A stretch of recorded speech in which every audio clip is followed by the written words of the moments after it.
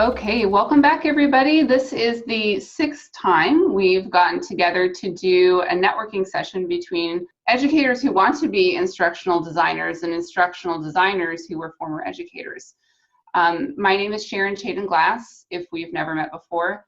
And I started this as basically just a low-key meetup between some TESOL professionals, and it kind of grew into something much larger, which is totally fine with me. And I'm happy to put this on basically every month. It seems like there's always some new people to talk to. So if you did not get the agenda for today's session, I'm going to put it in the chat so you can click on it and kind of see where we're going. The order of speakers today, I'll just say them first, and then I will hand it off to each speaker after I mute myself. So first is Sara, then Kira, and then Christian, and we'll end with Kristin. Let's take a minute and mute yourself so we can keep the noise down for the recording. And Sara, are you ready?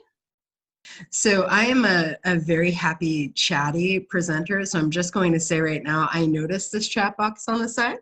And if any of you have ever been in a session with me before, feel free to put a special shout out because I do meet a lot of people and I've done a lot of presentations. So I'm Sara Davila. I'm currently the head of efficacy and learning at Immerse. And if I'm speaking too slowly, I just got a phone call with a Japanese colleague.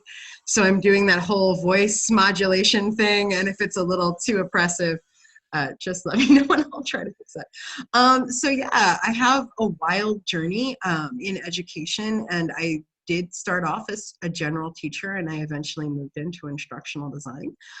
So I'm very happy to tell you a bit about that experience.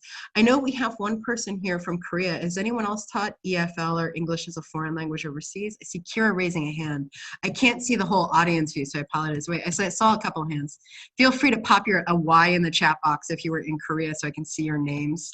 I love to see that. So I saw Liz raise a hand really quickly over there. I saw somebody else who got us. Kira taught in Seoul and Gwangju. So Leslie, you were overseas in Japan now.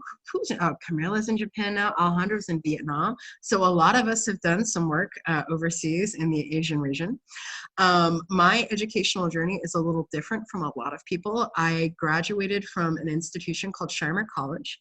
It was a very small private liberal arts school that was just outside of Chicago in the 1990s. And as many of us did in the 1990s, if any Gen Xers are on the call, hi. I went ahead and got that degree in philosophy, as many of us did. And if you are in that Gen X group, unlike many of us, I did not end up delivering pizzas after earning my bachelor's degree. But I did have sort of a moment where I thought, what in the world am I going to do having just graduated with a degree in philosophy? And I found myself actually volunteering as an AmeriCorps volunteer. And it was a big joke for a while with my friends who I went to college with. We joked that I was working on the coffee shop plan. In my college, we had this coffee shop that had all of these bulletin boards all over it and had information of what to do. And so it's like, when you graduate, join AmeriCorps. And so when I graduated, I went to AmeriCorps.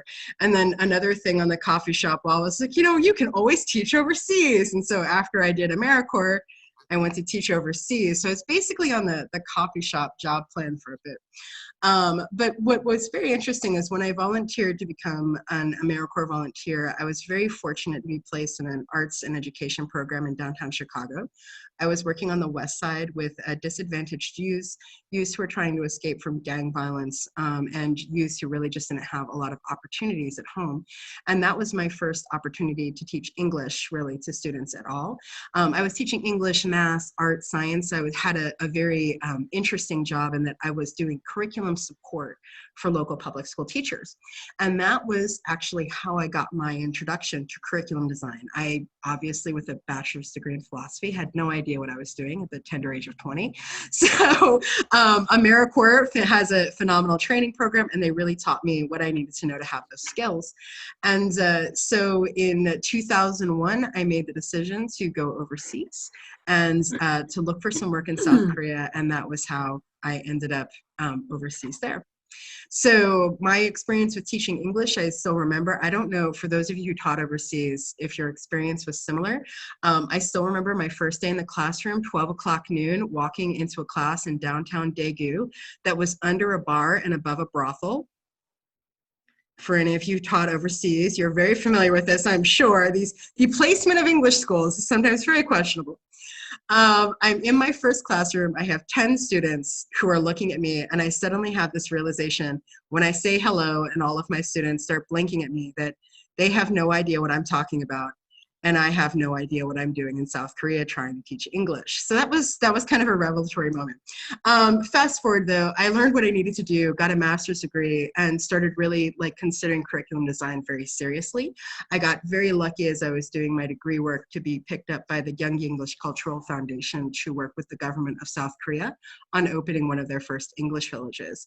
And while I was working on that project there, are any of you familiar with the Ansan English villages? Those of you in Korea, have you heard of the English village programs? There's one in Pyeongtaek, or way up in Pohang.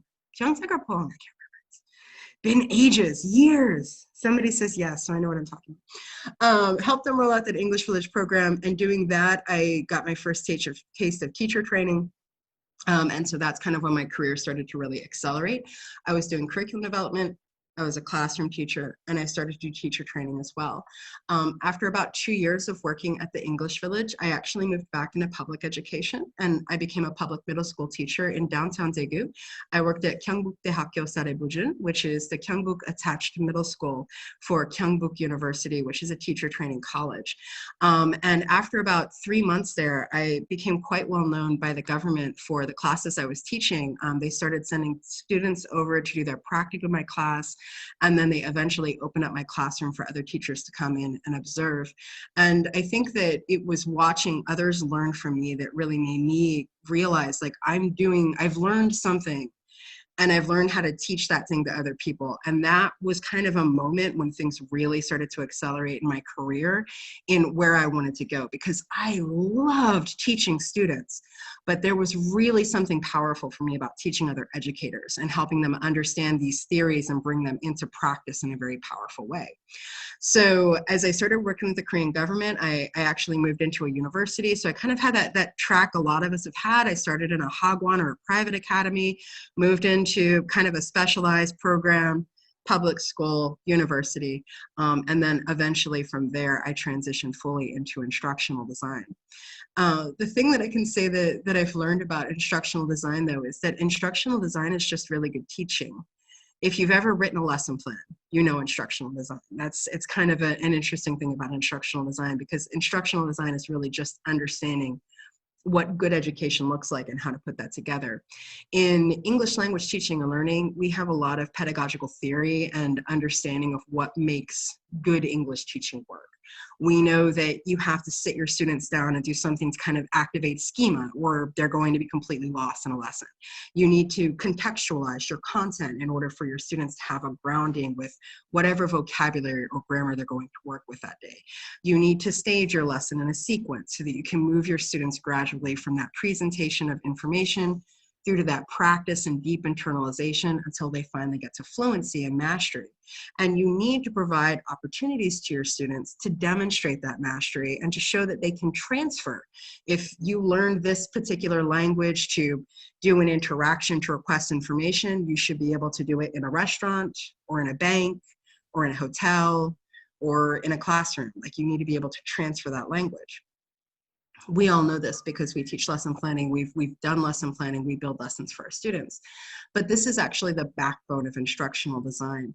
And that I made that connection when I transitioned back to the US. So I was in Korea for close to 10 years before I moved back to the United States. I was a consultant for 2 years, and I went back and forth overseas for 2 years because a lot of the work I was doing with the government was still in flight in South Korea, and so I just kind of bounced around. But presidents change.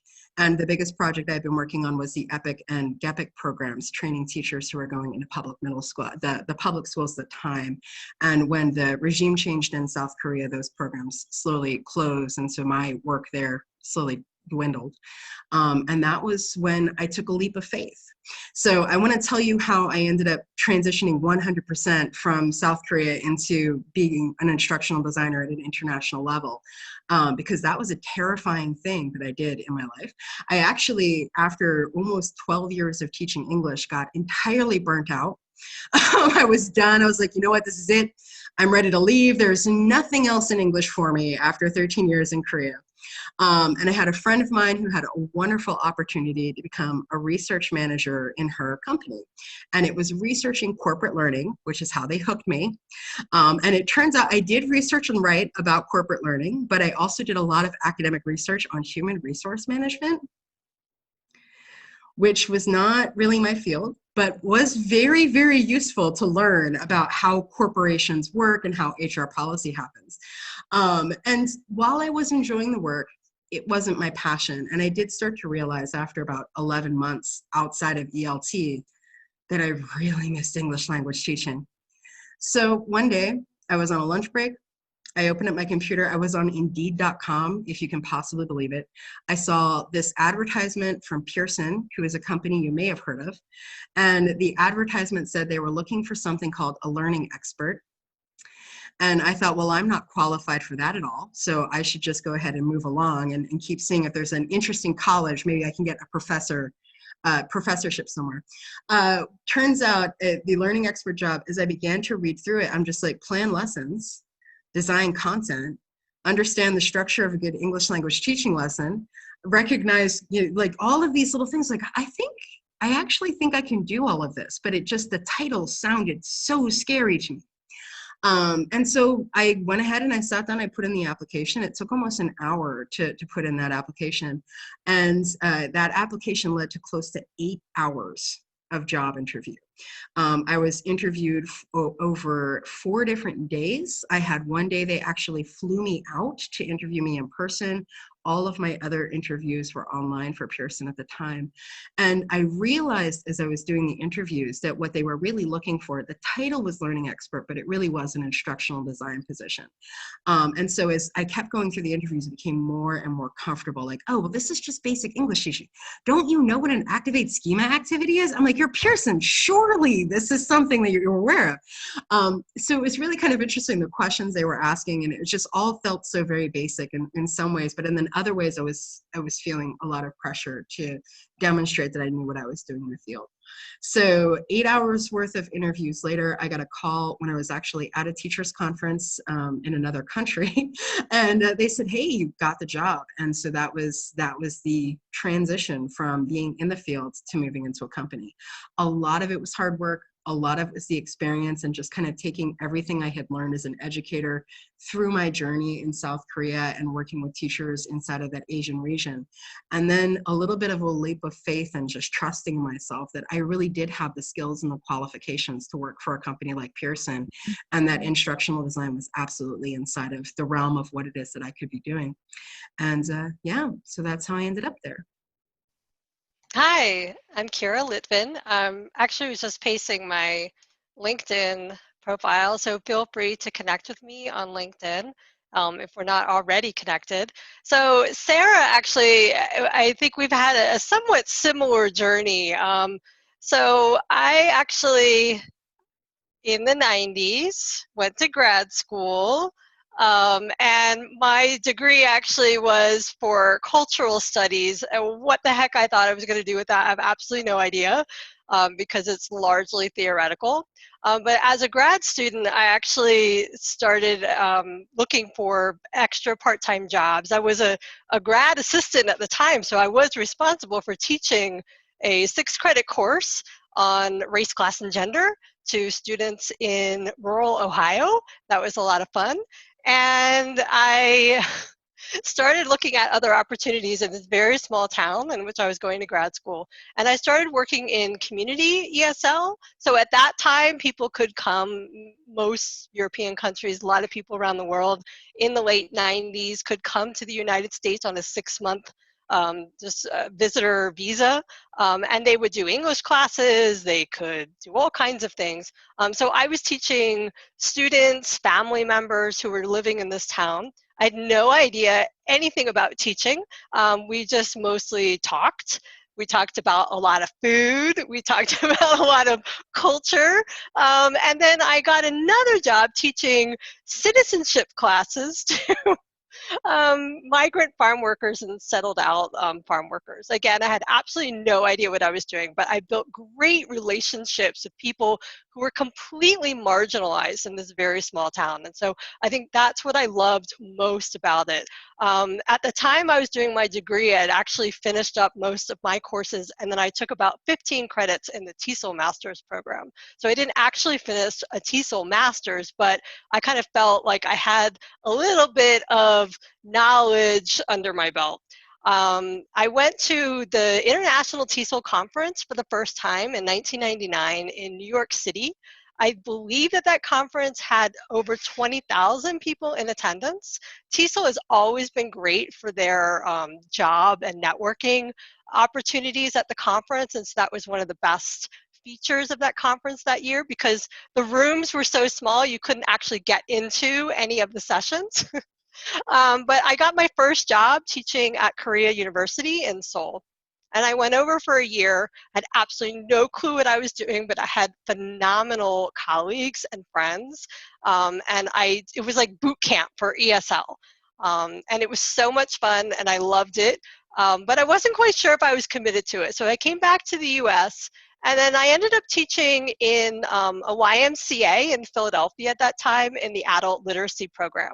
Again, there were grants in those years in early 2000 to do workforce training, ESL, and those are the kinds of jobs that were available. And I loved doing community ESL.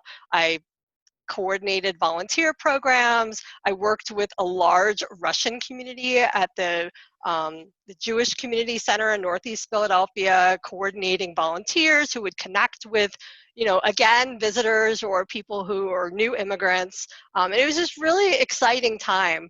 I ended up going from there to, many of you might be familiar with the program, it's still around, the English Fellow Program with the US State Department. So I was a senior English Fellow. I went back overseas to Indonesia. That was a fantastic opportunity it was a 10-month fellowship. They had two different tiers of fellows at that time. They had a senior and then they had a regular. And I was a senior, which meant that I got to do teacher training. I traveled all over Indonesia and Southeast Asia doing teacher training at that time. And I just loved it. And again, hopefully I was teaching people something.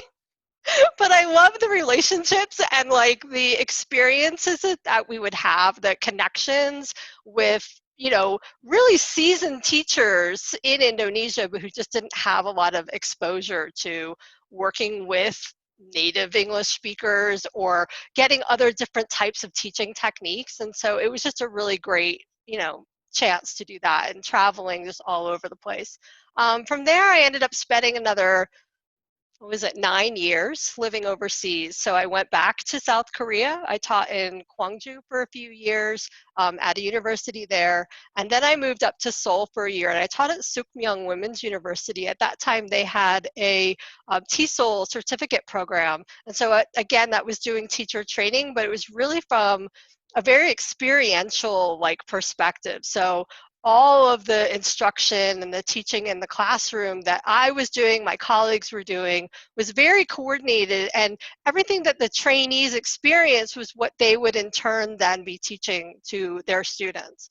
So I felt like I really believed in what I was teaching in that program and really enjoyed it. But by that time, I was with my husband, he was teaching as well, and I gave birth to my daughter in South Korea. There weren't really a lot of opportunities at that time for married couples to kind of continue on. Housing was very expensive. So I started looking at opportunities in the Middle East, and I ended up going to Qatar. I taught at Qatar National University, and I was there for 5 years. In that time, I actually transitioned to being a librarian. I went back to school online and got my master's in library science. So my journey is from ESL teacher in the classroom to academic librarian. I was really fortunate to be able to get a position at the same university, so moved over from what they call the Foundation English program into the academic library. And I had this amazing opportunities. I worked with the library to kind of bring and transform the library to international standards. They were actually trying to obtain accreditation from the United States, from the Southern Commission, SACS, for higher education. And so I was the accreditation coordinator for the library, and that was a really phenomenal experience. So I had really, similar to what Sara talked about, I really was getting burnt out from the classroom. The classes at the time I was teaching were 5 hours long. And so to think about trying to plan, I was probably just, I was so exhausted, like trying to plan. And I think about it now when I think about what I do as an instructional designer to make learning engaging, interactive, and experiential for a 5-hour class is just ridiculous. And I just like could not, it was like, yeah, I need to do something else. So as a librarian, again, that career to me seemed like ESL, when I transitioned to being a librarian, I was like, I should have done this like 20 years ago. Like, why wasn't this my first career? But again, as a librarian, I love what I do. I teach. I've worked in small libraries, so I've done a wide variety, still using all of those same skills: curriculum planning, development, lesson planning, thinking through. I like backward design, so I'm always thinking about what do I want my students to be able to achieve, and then how am I going to help them achieve that? Well, I do a lot of the same things as a librarian, so I need students to be able to, successfully locate information resources from the library's databases. How do I help them achieve that? I did a lot of explainer videos, a lot of one-to-one consultations, a lot of instruction online, because when I came back to the US, I started teaching at an online university as an academic librarian. So all of my work was remote. All of my instruction, my one-on-one consultation with students and faculty was all online. Sometimes synchronous, sometimes asynchronous. I have to say that in the middle of that, I did come back to the US and I could not find a library job right away. So I did go back to teaching ESL at a university in their intensive English program. And that really cured me for going back to ESL. And I have to say, I'm not trying to be like overly negative about ESL. What really got to me was the frustration that I experienced, as well as my students. So at that particular program, my students were coming into the program thinking, even though it was explicitly stated, but still hoping that they would be able to matriculate into that university. And that wasn't a possibility. No matter whether they passed all the IEP classes, they were not going to automatically get into that graduate engineering program that they wanted to be in. And so it was a constant source of their frustration. And unfortunately, I felt like that was a frustration in the classroom. Regardless, I ended up getting a job as a librarian. I did that for another 5 years. So how did I get into instructional design? Well, actually, my husband went back to school for instructional design to get a master's. Boise State has a really well-known program in workplace performance and online learning. He got a master's, and I was like, maybe that's something I should look into. And we thought, oh, maybe someday we'll go back overseas, because that's our goal, and we'll do some kind of consulting business together. I don't know if that's still going to work out, but I'm on my way. So I finally got a job more recently with the University of Colorado in an academic and research center where they're looking for a continuing education coordinator and instructional designer. And I happen to have both of those skills. So what I do now is I design and develop and publish occupational health and safety courses for professionals. I also do a lot of other things, like a lot of administrative other stuff. But in addition to that, I have to say that my hobby, or probably more my obsession, is doing freelance and contract work. So I'm probably always constantly, always looking for jobs and doing freelance work. I have probably about 6 or 7 jobs at the moment. And so that's something, it's just a weird, quirky thing.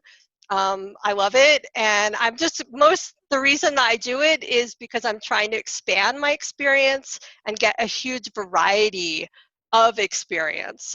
Eventually, I would like to move into a full-time instructional design position within an actual team, because currently I work solo. So I'm always kind of facing the frustration of having to explain what is e-learning, what is good instructional design, what are best practices in online learning, having to explain to SMEs, no, we can't really do that. We can't include your 100-slide PowerPoint, but this is what we can do. So a lot of that is a big challenge. So I think the ways that I've probably leveraged is, as similar to what Sara said, is always highlighting the skills that I have as a classroom instructor, as an online instructor, because I do have yet another job where I do teach online for a university, information literacy. So, leveraging those skills, planning curriculum, planning content, relationships with students, and relationships with faculty and subject matter experts. So I'm sure I could go on and on, but you probably are tired listening to me. So let's move on. Thank you. Let's see, we have Kristin is next. Now, Kristin, maybe you'd be able to talk about the working with the team more, like Kira was hoping to get a job like that. So I'm going to spotlight Kristin, and we're listening. All right, well, good evening, everybody, and thanks for joining us. A lot of my anecdotal experience mirrors what Kira and Sara said earlier. I was a public school teacher in Montgomery County, Maryland, which is just outside of Washington, D.C., for 12 and a half years. I was a primarily secondary humanities teacher, so I taught grades from 12th through 6th. I taught AP level, I taught honors level, on level. I taught self-contained classes with students with moderate to severe learning disabilities. I pretty much have done everything under the sun and the humanities umbrella for those 12 and a half years. But my story's a little bit more, I don't know if you'd say gloom and doom. It was a lot of the initiatives in public education. I'm also a Generation Xer, like our previous 2 speakers. But I just felt like the union that represented me, that I had to pay dues no matter what, was not receptive to the classroom-based teachers that they represented. I got sick of listening to people who were my boss, who were not as smart as me, but were better, if you will, brown nosers. I got sick of initiatives that sound great in somebody's head, but when you put them to practical use, they had absolutely no bearing. They shouldn't have belonged, and it shouldn't have taken long to cancel those initiatives. I also got sick of thinking that, the central office that I reported to, ultimately, the gap kept widening and widening and widening. And I have a dual bachelor's degree in secondary education and history. Education was not something that I entered college and ever contemplating. I was an economics major for a while, and then the reality that I was never going to be a mathematician hit me pretty quick. And so I kind of looked for something that I was innately came easy to me. History always came easy to me. I enjoyed discussing it, debating it, covering it, you name it. I really enjoyed it. But like Sara and I think Kira highlighted, I just got burned out. Long story short, I just felt like there was nothing left under the sun for me to cover as a teacher. I also got sick of making peanuts on the dollar compared to my friends who had half as many degrees as I did, and they were making $20,000 to $30,000 more a year, and they weren't working as hard as I was, and I was like, this is not fun anymore. And I hate to use that word. If you want to use, I wasn't engaged, that's fine. But my career just it became a chore to go into school every day. And I don't think that I was being as productive as I could have been. And I definitely wasn't doing my students, especially towards the end, any service as being their teacher any longer, because I was just looking at the clock. And I knew something had to change. I got my master's in curriculum and instruction. And halfway through it, I did it because I was like, oh, I can't do the classroom thing anymore, but maybe I'll be a school administrator. So I got my master's in of science in curriculum and instruction. And halfway through it, I looked at my wife and I'm like, man, I don't even know if I wanted to be a school administrator anymore. I just think I want to get out. Like, I just can't do this. I would also say this, that my wife was a big factor in me going back to get my master's, because she basically was like, shut up or do something different. So I did obviously what comes natural. I was afraid. I definitely heard Sara say, God, this career change was, it's fearful. I mean, you are changing what you do for a living, and you have to start all over because you don't have experience in that field. But I said, what the heck? So I finished my master's degree. I took a semester off and I started researching IT fields that I didn't have to reinvent the wheel as a teacher. Like, there were transferable skills that I could apply to a new career. And I didn't have enough gas left in the tank to do another master's. So, I'm 3 degrees in already. And I started doing research on certificate programs. And I will also say that Boise State, as Kira mentioned, is the #1 instructional design school in the country. So if you want to do an online master's program with Boise State, I say, go for it. But I didn't have that, and they didn't offer a graduate certificate.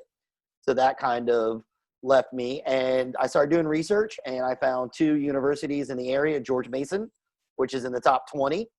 And they offered a graduate certificate, and so did George Washington University. They also offered a graduate certificate. But when I dug a little deeper in the research, the whole graduate program at GW really wasn't touted as highly as their undergraduate degrees were. So I decided to take a chance on George Mason. If you live in the Washington, D.C. area or the northeastern United States like I do, traffic is real, and it sucks, and it is constant, and it's omnipresent, and there's really nothing going. You just can't get around it. So I chose an online program, and I completed it in 2 years. My son was 3 when I did it. It was tough as nails to complete. But I also started looking at job descriptions in Indeed.com, and I started putting together a resume, kind of looking through what I could do coming in as an entry-level instructional designer. And I got lucky. I work for a government contractor at the United States Patent and Trademark Office currently. I make more money, not a lot more, but I do make more money than I did as a teacher, and I work half as hard, and I love every second of it. And I would just say, I understand that there is a real tangible fear. It is a scary thing to switch fields, but I just want to say, if you put in the work, you can do it. Anything is possible, especially with I know everybody hates COVID-19 as much as I do, and you hate the isolation and just the lack of freedom that we have currently. But it's also a necessity, so I can live with it. But what it is doing is it's highlighting this field, that you don't have to have quote unquote in-person, in classroom instruction to be an effective learner. All you need is an effective instructor. And I would also like to piggyback on what Sara and Kira said earlier, and that is, if you make something engaging and immersive without being distracting, because I think sometimes people go a little crazy with, animations and things like that that subtract from the instruction. But as long as you're an effective instructor, then you can make instructional design work, and you can have happiness and fulfillment in this industry. And I would also like to say that Sara was correct in that there are so many different euphemisms for instructional designer: e-special, e-learning specialist, educational specialist, learning specialist. They're all the same thing. And you don't know that because you guys are either contemplating or you're novices in all of this. But I'm here to tell you that they're all the same thing. And if you've been a teacher, you can storyboard with the best of them. It's not rocket science. It's just muscle memory, if you will. I would say that the hardest leap for me making the transition from classroom-based teacher and instructional designer was just learning the technology. But once you learn the technology and you can master it, it's fine. It's not. In fact, if anything, it makes you love what you do even more, because it's, I think the key to being an instructional designer is that yearning for constant learning. Sorry about the rhyme there. But it's once you learn the technology, it's downhill from there. And, the cool thing is learning new stuff. Like right now, I want to get into videography and kind of putting together. I mean, I'm a certified user of Camtasia, but I really want to get into more sophisticated software applications like Adobe Premiere and really put together some dynamic videos. I would also like to say that working in a team is incredible. I love it. But I grew up playing sports my whole life, so I just kind of acclimated to that team. I do some things that are independent, but working in a team of between 15 to 20 people, 3 of us are instructional designers. We have 2 graphic artist designers that help us with our imaging. And then we have some videographers, and we have some video conference technicians that help at the United States Patent and Trademark Office, and it's great. And I would also like to say beef up your LinkedIn profile. I've been probably on 60 job interviews since June. Instructional design is the wave of the future. And I think a lot of corporations are starting to realize they can cut a lot of overhead by having people work remotely. So, it helps their bottom line, and that's what corporations really only care about. And, but if you can work from home and you can do your work without getting distracted, it's fun. I love it every day. I love project-based learning. And so when I have a project and I have to put it together from theoretical thought to, concrete, tangible, or virtual fruition, I get a lot of pride out of that. And I love it. So sorry if I rambled on a bit long, but I hope a lot of you take the plunge, because I think you will get a lot more out of instructional design, not to take away from your role as a teacher, but I just think you'll get more satisfaction if you take the plunge. Okay.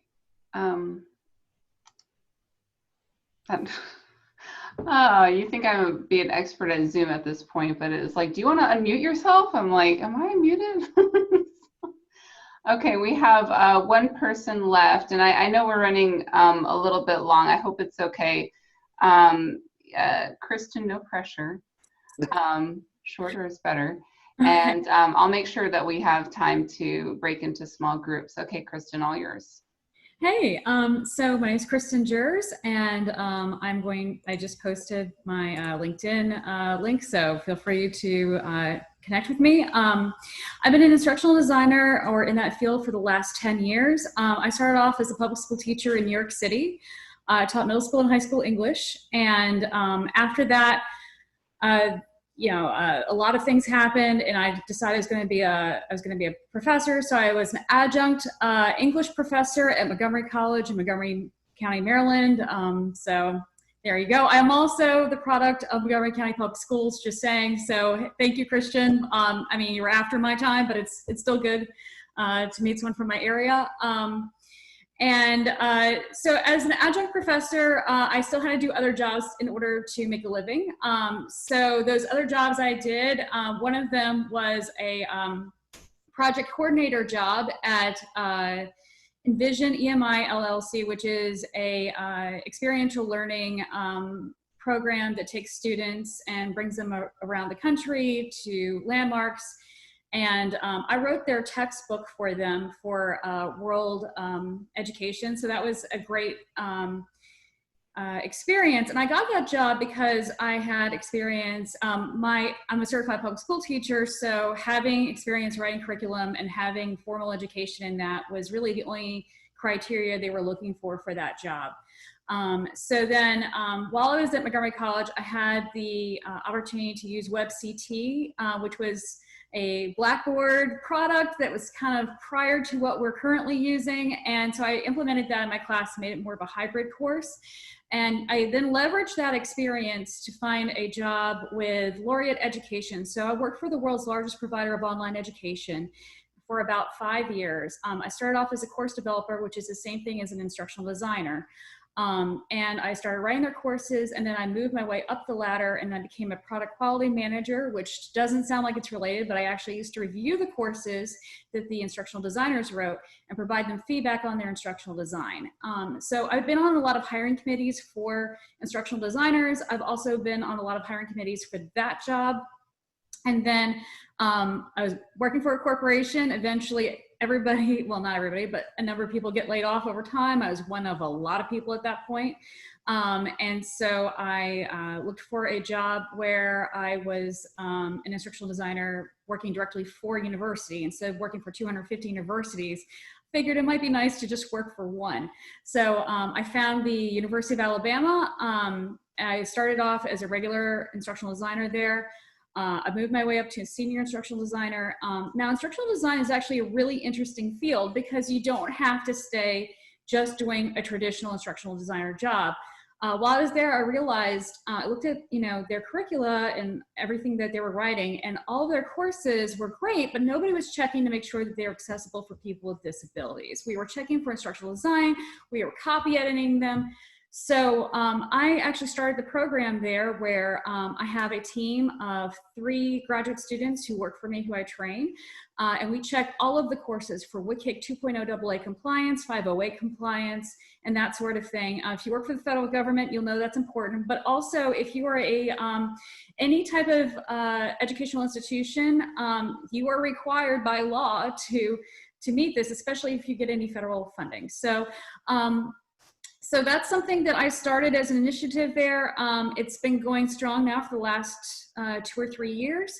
And we check all the courses when they go out for that, so that instead of having to request on the back end that a course be made accessible for screen readers or be captioned or that sort of thing, that's already built into the course design. So we're building that into the instructional design there. That's a really great opportunity for anyone who wants to be in instructional design, but maybe wants to be a little bit more specialized. That's a field that's actually really growing in popularity and importance right now, especially as universities realize the importance of meeting that federal requirement. That's a field that you can easily get into. And I've done all this with a bachelor's in education and in English, and I've done this with a master's degree in performance studies, which is a misnomer from NYU. So, I mean, really, I think that there are plenty of opportunities. And while I think it's really great that so many people have had a lot of experience in those specialized degree programs for instructional design, I wanted to maybe give some hope to some people that that's not necessarily a requirement, and you can work in this field successfully in a variety of different ways, and still not have those specific degrees. The other thing I wanted to point out is while I have loved working for the University of Alabama, when I worked for a corporation doing their instructional design, I mean, that did pay substantially better, but it doesn't come with a pension plan. So of course, there's always that trade-off that you need to consider. But working for a public university is great because you get the same pension plan as public school teachers. And so if you want that security that you like so much, or that pension plan that you enjoy, you don't have to give it up. You can actually trade it in for that one that you'll get when you work for a public university. So that's my time, but I'm happy to answer any questions anyone has, and feel free to reach out to me on LinkedIn if you have any additional questions. Hey everyone. We're going to go ahead and break into some breakout rooms, and I'm going to keep a couple of you behind.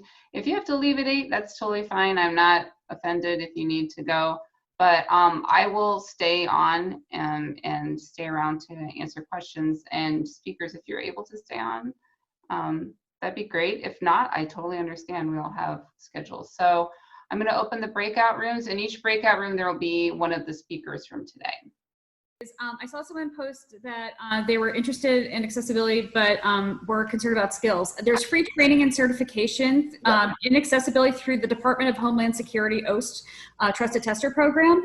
And at the end, you'll have all the certifications and training you need to do this type of work. So. Oh, thank you. Oh, I would also say I took 2 classes in my certificate program just on 508 accessibility. I mean, I'll tell you about this one class. I had absolutely no training or experience in graphic design. And I had to create a 508 compliant webpage with an absentee professor online. I mean, like every time I emailed him, he was on vacation. And I literally watched YouTube videos for like 40 hours a week. I mean, my eyes were just popping out of my head. But in the end, I learned more about 508 compliance than people who probably write the federal guide to it. I mean, it is, I would say after having advanced written expression skills, just having knowledge of 508 compliant regulations is the best tool you can have in your toolkit. I mean, it really, people love when you're on interviews and you can speak to 508 compliance and you can speak to having experience with accessibility. That really catches interviewers' attention. So I would definitely highlight those 2 things. You can learn so much on YouTube right now. Yep. I mean, anything you want to learn, you can learn. And Absolutely. LinkedIn, you can get on the LinkedIn Learning, which used to be lynda.com. You can get a free subscription for like 30 days. So that's a great place to go. Right on.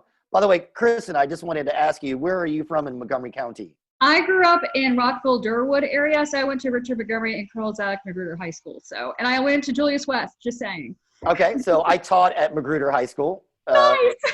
for 3 years, and I went to Quince Orchard in Gaithersburg. Oh, cool! See, we're neighbors. Here we are. All right, small world. Yeah. So I wanted to give Sara, if you have, if anyone has a question for Sara, she needs to leave soon in case anyone wants to ask her something.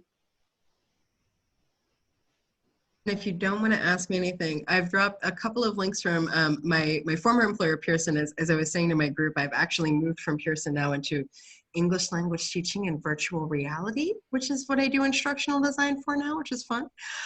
However, Pearson has some phenomenal, they have a huge transparency mission. They do have some phenomenal resources for instructional design online.